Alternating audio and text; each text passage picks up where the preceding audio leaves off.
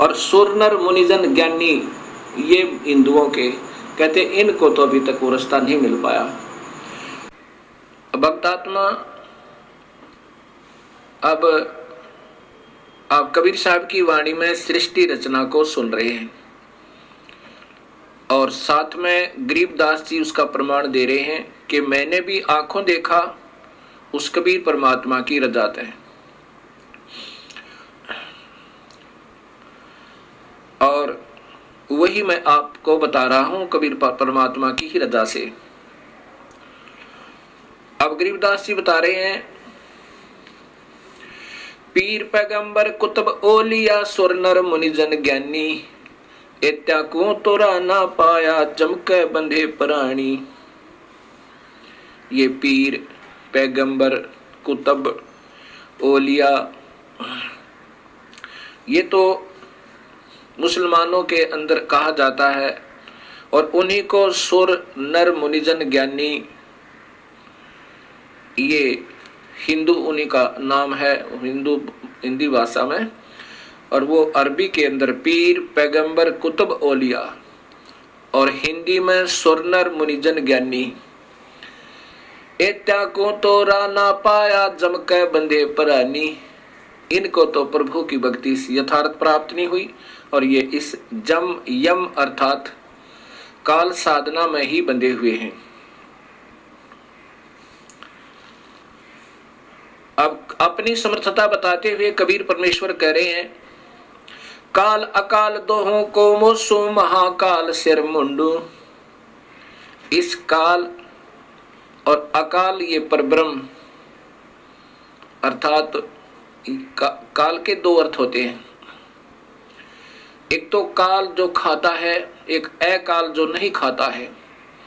एक काल होता है दुर्भिक्ष, एक काल जिसका विनाश होने वाला हो और अकाल जिसका विनाश कभी ना हो। ये एक ही शब्द के कई अर्थ बनते हैं। अकाल काल अकाल दोहों को मोसो महाकाल सिर मुंडू। मैं तो तख्त हजूरी हुक्मी ही चोर खोज को ढूंढू। कबीर साहब कहते हैं, हम ब्रह्मा विष्णु महेश को बुरा नहीं बताते और इनके बस की बात नहीं बेचारों की। ये तो ये काल यही महाकाल रूप में अपने 21वें ब्रह्मांड में रहता है। इन और ये दूसरे रूप में हर ब्रह्मांड के अंदर ब्रह्मलोक में भी यही रहता है। काल अकाल दोहों को मोसो महाकाल सिर मुंडू। मैं तो तख्त हजूरी हुक्मी ही चोर खोज को ढूंढू। हम तो उस जड़ को पकड़ेंगे, उस काल को, और यही कारण है दुखदाई, सभी जीवों को यही दुखी कर रहा है।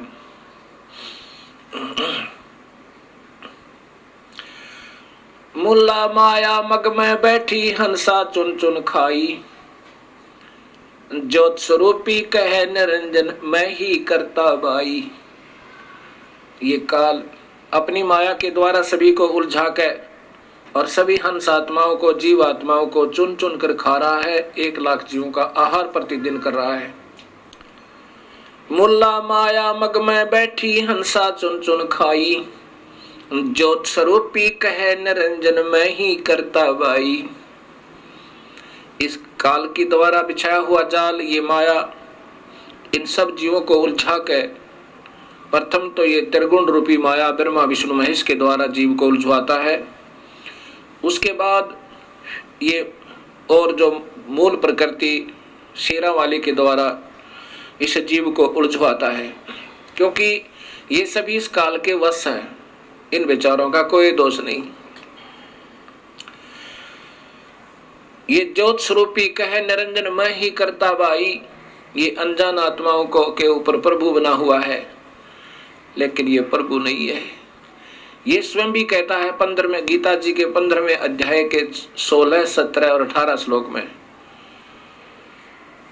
16 श्लोक में लिखा है कि 2 भगवान हैं, क्षर ये ब्रह्म, क्षर पुरुष, और अक्षर पुरुष ये परब्रह्म। इसी प्रकार 2 स्थिति जीव की है। ये जीव रूप में तो अविनाशी है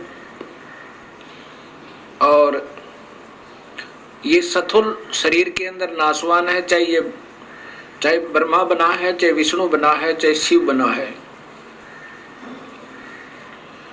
और चाहे कोई राजा बना है या रंक बना है या कोई पशु बना है, पक्षी बना है, ये स्थूल शरीर है, ये तो नाशवान है इन प्राणियों का, और जीव आत्मा रूप में ये अविनाशी कहलाते हैं। अब ये है गीता जी के अध्याय नंबर 15 का श्लोक नंबर 16 का अनुवाद। और 17वें श्लोक में लिखा है कि वास्तव में अविनाशी, वास्तव में भगवान तो इन दोनों से भी न्यारा है। क्षर नाशवान, अक्षर कुछ अविनाशी। जैसे एक तो कप हो सफेद मिट्टी का बना हुआ, जिसको चीनी का कप कहते हैं, जिसे चाय पीते हैं, और दूसरा हो स्टील का, वो सफेद मिट्टी का बना हुआ कप तो बिल्कुल नाशवान है, शीघ्र ही विनाश को प्राप्त हो सकता है कभी भी।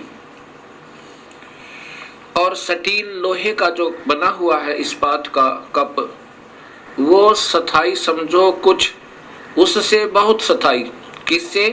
चीनी वाले कप तय, लेकिन वास्तव में भी वो स्थाई नहीं है, क्योंकि लोहे को जंग लगेगा और कभी आने वाले समय में, ठीक है काफी समय लग जाता, फिर भी वो विनाश को प्राप्त होगा, मिट्टी बन जाएगी। परंतु एक सोने का कप हो, अब सोने के कप का विनाश नहीं होता, सोने का अस्तित्व समाप्त नहीं होता, ना जंग लगता है, ना काई लगती है, ना वो नाशवान है। ऐसे ही तीन परमात्माओं का जिक्र गीता जी कर रही है और जो कि सत्य है। और वही परमात्मा जो वास्तव में भगवान कोई और है, और वही अविनाशी परमेश्वर वास्तव में अविनाशी है, वही तीनों लोकों में प्रवेश करके सबका धारण और पोषण करता है। अब जैसे 15वें अध्याय के गीता जी के ही प्रथम और द्वितीय श्लोक में लिखा है कि उल्टा लटका हुआ ये वृक्ष है अर्जुन, इसकी ऊपर को जड़ है, नीचे को ये टहनियां हैं, तीनों गुण रूपी, रजगुण ब्रह्मा, सतगुण विष्णु, तमगुण शिव जी, और वही सबका पालन करता है, पालन पोषण करता है, जो मूल परमात्मा है, जो पूर्ण ब्रह्म है, जो वास्तव में अन्य भगवान है। ये एक संसार रूपी वृक्ष का उदाहरण समझो। ये ऊपर उल्टा लटका हुआ एक वृक्ष, जिसकी ऊपर को जड़ है, नीचे को ये शाखाएं और ये तना, मोटी डार आदि हैं। अब सबसे ऊपर ये वो परमात्मा है जो वास्तव में भगवान है, ये जानो। ये पूर्ण ब्रह्म, ये स्वयं कबीर देव है, कबीर परमेश्वर है। और नीचे, इससे नीचे जो बाहर ये तना है, ये अक्षर पुरुष अर्थात परब्रह्म है। इससे आगे फिर ये टहनी जो मोटी डाल निकलती है, ये क्षर पुरुष अर्थात ये ब्रह्म, ये काल भगवान है। इससे फिर आगे ये तीन टहनियां बन गई, इसके पुत्र ब्रह्मा, विष्णु, शिव रूपी, ये इसकी शाखाएं हैं। अब ये ऐसे समझना है हमने सृष्टि रचना को, और यही गीता जी बता रही है। और ये पात रूप संसार, कबीर साहब कहते हैं अक्षर पुरुष एक पेड़ है, निरंजन वा की डार, और तीनों देवा शाखा है, ये पात रूप संसार। अब इसमें ये देखना है कि वास्तव में इसका पालन करता कौन है सारे वृक्ष का। ये मूल है, जड़ है, और ये जड़ है वो अन्य परमात्मा, वो पूर्ण ब्रह्म सत्य पुरुष कबीर साहब। अब आप देखिएगा ये पवित्र गीता जी, और इसके अंदर आपको भाई जो गुरु बचन पे डट गे रकट गे फंद 84 के, वस्तु मिली ठोर की ठोर, मिट गई मन पापी की दौड़।